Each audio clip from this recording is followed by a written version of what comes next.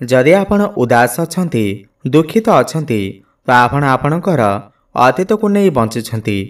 जदि आपण चिंतित अछंती तो आपण आपणकर भविष्य को नहीं बंचुछंती। किंतु जदि आपण खुशी अछंती तो आपण आपणकर वर्तमान को नहीं बंचुछंती। बंधुगण, वर्तमान रे बंचिबा बहुत सर्वश्रेष्ठ माना जाई थाए। नमस्कार बंधुगण, आपण मानकु आमर ही चैनल को स्वागत। बंधुगण, आज भिडियोटी मेष राशि व्यक्तिविशेष मानक पाई बहुत ही अधिक गुरुत्वपूर्ण अच्छी कहीं शनिंकर महापरिवर्तन होगाकू जाऊँगी।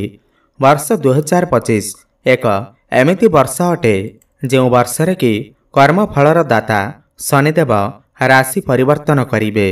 पूरा 2.5 वर्ष परे शनि गोटे राशि रे पूरा 2.5 वर्ष रही थांती। 29 मार्च 2025 को शनिंकर महापरिवर्तन होगाकू जाऊँगी। माने शनिदेव कुंभ राशि बाहरी मीन राशि को चलन करिवे। तो आज भिडियो रे आमे आलोचना करिबा एही शनिंकर महापरिवर्तन मेष राशि व्यक्तिविशेष मानकर जीवन रे कौन सबू बड़ परिवर्तन आनिबाकू जाऊँगी। कहीं शनिदेव को समस्ते डरी थांती। तो आज भिडियो रे शनिकर महापरिवर्तन विषय जानिबा एवं बहुत विस्तार भाव जानिबा। गोटे कथा मन रखंतु, 29 मार्च 2025 रे जेतेबेले शनिंकर राशि परिवर्तन हेबा तो आपणकर राशि रे शनिंकर 7.5 आरंभ हेबाकू जाऊँगी। शनि 7.5 प्रथम चरण आरंभ होइजिबा। तो आसंतु जानिबा 29 मार्च 2025 ठारू नै करी आगामी पूरा 2.5 वर्ष आपणक पाई किपरि रहिबा। बंधुगण, आमर एही कार्यक्रम आपणकर जन्म राशि चंद्र राशि उपर आधारित एवं भिडियो रे शेष रे जानिबा किछि महत्वपूर्ण उपाय जहाँ आपण मानक पाई बहुत ही सर्वश्रेष्ठ रहिबा। तो आसंतु जानिबा एहा पूर्वरु जदि आपणकर भी मेष राशि हुई थाए एवं आपण भी शनिदेव को सच्चा हृदय रे भक्ति करुथांती, विश्वास करुथांती, तेबे एही भिडियोटी को लाइक करी कमेंट बॉक्स रे जय शनिदेव अवश्य लिखि दियंतु। बंधुगण, शनिदेव को न्यायर देवता माना जाई थाए, कर्मफलर दाता कहा जाई थाए। कर्मफलर दाता माने हेउछि आपण जेमिति कर्म करिवे शनिदेव आपणकू सेमिति ही फल प्रदान करिवे। आपण जदि भल कर्म करिवे शनिदेव आपणकू भल फल ही प्रदान करिवे एवं जदि आपण खराब कर्म करिवे आपणकू शनिदेव सर्वनाश कराई देबे। एवं ज्योतिष शास्त्र रे शनिदेव को दुखर प्लानेट कहा जाई थाए। कहीं शनिदेव समस्त कर्म रे डिले करिथांती, डेरी करिथांती। शनिदेव रंकरु राजा बनै देइथांती एवं राजार मध्य रंक बनै देइथांती। जार जन्म कुंडली रे शनिंकर स्थिति मजबूत थाए, बहुत भल स्थिति रे थांती, तो शनिदेव तांकू बहुत भल फल प्रदान करिथांती।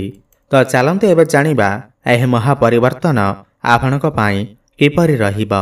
देखंतु, आपणकर राशि हेउछि मेष राशि। 29 मार्च 2025 को शनिदेव कुंभ राशि बाहरी आपणकर द्वादश भाव माने मीन राशि को चलन करिवे एवं शनिकर दृष्टि आपणकर द्वितीय भाव, आपणकर षष्ठ भाव एवं आपणकर नवम भाव उपर पड़िबो। जेमिति ही शनिदेव आपणकर द्वादश भाव को आसिबे तो द्वादश भाव काहाकू इंडिकेट करि थाए ना विदेशर भाव होई थाए, व्ययर भाव होई थाए, अधिक खर्चर भाव होई थाए एवं द्वादश घर को हॉस्पिटल भाव मध्य माना जाई थाए। सबुठ प्रथमे तो सही लोक मानक पाई बहुत भल समय आसुअछि जो व्यक्ति विशेष माने फॉरेन जीवा पाई प्लानिंग करुथिले, कोनोसी दूर यात्रा करिबा पाई प्लानिंग करुथिले, वैदेशिक गतिविधि रे आपनको लाभ प्राप्ति हेबा। किंबा जदि आपण भारत रे रही कोनोसी एमएनसी कंपनी रे जॉब करुछंती किंबा व्यापार वाणिज्य करुछंती तो आपनको सफलता अवश्य प्राप्ति हेबा।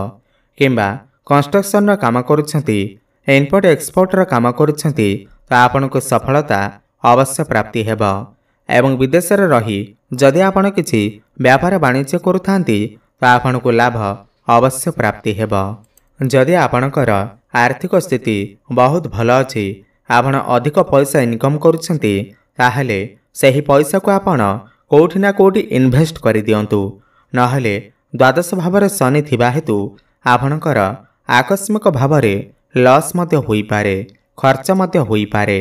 दशम भावर अधिपति होईकरी आपणकर द्वादश भाव बसिथिबारु आपण जो भी काम कार्य करुछंती सेथिरे लॉन्ग ट्रैवल होई पारे। आपण आपणकर काम कार्य को नहीं कौनसी दूर यात्रा करि पारंती, फॉरेन ट्रैवल करि पारंती। एही समय रे आपणकर पादरे किछि कष्ट होई पारे। अधिक यात्रा करिबा जोगु आपणकर आंठुगंठी बिंधाबली समस्या मध्य देखा देई पारे। एही समय रे म आपनको गोटिए कथा कहिबी, जेते भी गरीब लोक अछंती, जरूरतमंद लोक अछंती, तांको आपण किछि ना किछि सहाय्य अवश्य करंतु, किछि ना किछि दान अवश्य करंतु। काहेकि ना शनिकर 7.5 आरंभ हेबाकु जाउअछि। शनिकर 7.5 रे जेते आपण गरीब लोकंक सहित मिसिबे, तांको सहाय्य करिबे, तांको भल पाइबे एवं निजर अहंकार को त्याग करिबे, देखिबे शनि आपनको निश्चिंत भावरे शुभफल प्रदान करिबे। जदि आपणक जन्मकुंडली रे शनिकर स्थिति बहुत भल अछि, शनि उच्चस्थ अछंती, भल स्थिति रे अछंती, केंद्र रे अछंती, त शनिकर एही 7.5 रे आपणक आपणकर काम कार्य रे उन्नति देखिबाको मिलिबो। आपणको व्यापार वाणिज्य रे मध्य बहुत अधिक उन्नति देखिबाको मिलिबो। आपणकर फाइनेंशियल ग्रोथ हेबो, आपणकर दायित्व बढ़िबो, आपणकर काम बढ़िबो एवं टेंशन मध्य रही पारे। आपण रंकरु राजा मध्य बनि पारिबे जदि आपणकर जन्मकुंडली रे शनिकर स्थिति बहुत भल थिबो। ठीक सेही परि जदि आपणकर कुंडली रे शनिकर स्थिति भल नाही, शनि कमजोर अछंती, भल स्थिति रे नाहंती, तो एही शनि आपणकु स्वास्थ्य रे समस्या देई पारंती, पारिवारिक अशांति देखा देई पारे, आपण डिप्रेशन भितर रही पारंती, मन सर्वदा अशांत रही पारे। शनिकर तृतीय दृष्टि आपणकर द्वितीय भाव उपरे पड़ुअछि, वाणीर भाव धन भाव उपरे पड़ुअछि। तो आपण आपणकर वाणी उपरे नियंत्रण रक्षा करंतु, काहाकू अपशब्द कहंतु नाही, काहेकि ना आपणकर वाणी द्वारा आपणकर किछिटा संपर्क मध्य भांगी जाई पारे, आपणकर मित्र मध्य शत्रु बनि जाई पारंती। एहा सहित शनिकर सप्तम दृष्टि आपणकर षष्ठ भाव उपरे पड़ुअछि। षष्ठ भाव रोग, ऋण एवं शत्रुर भाव होइथाए। देखंतु एठारे आपणकर शत्रु तो बनिबे, किंतु सही शत्रु मानकर नाश मध्य हेब। शत्रु माने आपणकर किछि भी क्षति करि परिबेनी, काहेकि ना पूरा 30 वर्ष परे शनिदेव आपणकर द्वादश भाव को आसीछंती। पूरा 30 वर्ष परे आपणकर राशि रे शनिकर 7.5 लागिबाकु जाउअछि। देखंतु शनिकर 7.5 रे दुख तो निश्चिंत भावरे रहिबो, टेंशन तो निश्चिंत भावरे रहिबो, किंतु आमे सही टेंशन रु बाहरी, डिप्रेशन रु बाहरी आमर काम कार्य रे मन लगेइबा उचित। देखंतु 29 मार्च परे आपण जदि किछि पैसा इन्वेस्टमेंट करूछंती, किमा काहाको पैसा उधार दउछंती, किमा करज काठारो नेउछंती, तो तरबरा होई कोनोसी निष्पत्ति नियंतु नाही। आपण जदि ऋण नेबाकू चाहुछंती, किमा काहाकू ऋण देबाकू चाहुछंती, भाबिचिंती कि ही डिसिजन नियंतु, नहेले आपण समस्या रे पड़ी पारंती। आपणकर पैसा आउ आपण फेरी पाई पारिबेनी, किंबा आपण जदि केउठारो लोन नेउछंती तो भाबिचिंती कि नियंतु, नहेले लोन को सुझिबारे मध्य समस्या देखा देई पारे। एहा सहित शनिकर दृष्टि आपणकर नवम भाव उपरे पड़ुअछि। जदि आपण इम्पोर्ट एक्सपोर्ट रा काम करूछंती, ट्रैवलिंग रो काम करूछंती, पेट्रोलियम रो काम करूछंती, ऑयल रो काम करूछंती, गैस लाइन रे काम करूछंती, मैन्युफैक्चरिंग काम करूछंती, लौह जातीय काम करूछंती, एही सब कर्म क्षेत्र रे आपनको सफलता अवश्य प्राप्ति हेब। कामर प्रेशर रहिब, किंतु सफलता अवश्य प्राप्ति हेब। किंबा जदि आपण आईटी सेक्टर रे काम करूछंती, इंजीनियरिंग काम करूछंती, तो आपनको सफलता अवश्य प्राप्ति हेब, किंतु प्रेशर टिके बढ़ी पारे, आपनको पाखकू बहुत अधिक काम आसी पारे।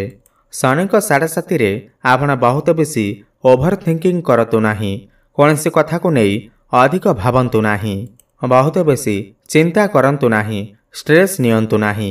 एवं 29 मार्च 2025 ठारू शनिकर 7.5 रे आपणकर क्यारियर क्षेत्र रे मध्य किछि ना किछि परिवर्तन अवश्य घटिबाकू जाउअछि। आपणकर ट्रांसफर होई पारे, किंबा आकस्मिक भावरे प्रमोशन मध्य होई पारे, कोनसी एमएनसी कंपनी रु जॉब ऑफर मध्य आसी पारे।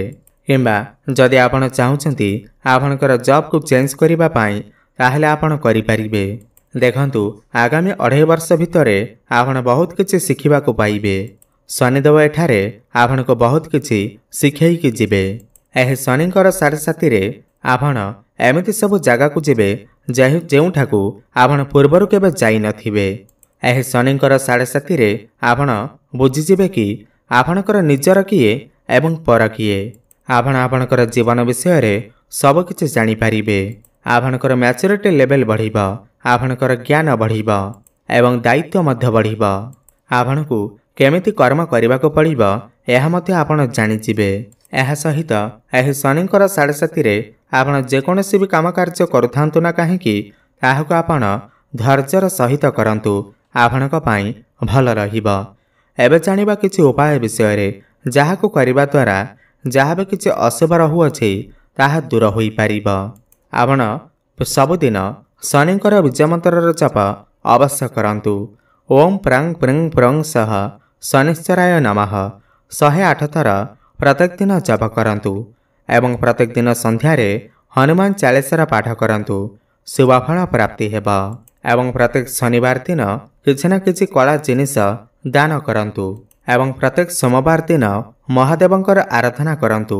ଓମ୍ ନମଃ ଶିବାୟ ଏହି ମନ୍ତ୍ରର ଜପ କରନ୍ତୁ। ଶୁଭଫଳ ପ୍ରାପ୍ତି ହେବା ସହିତ ଶନିଙ୍କର ଯାହା ବି ଦୁଷ୍ପ୍ରଭାବ ରହୁଅଛି ତାହା ଦୂର ହୋଇପାରିବ। ଧନ୍ୟବାଦ।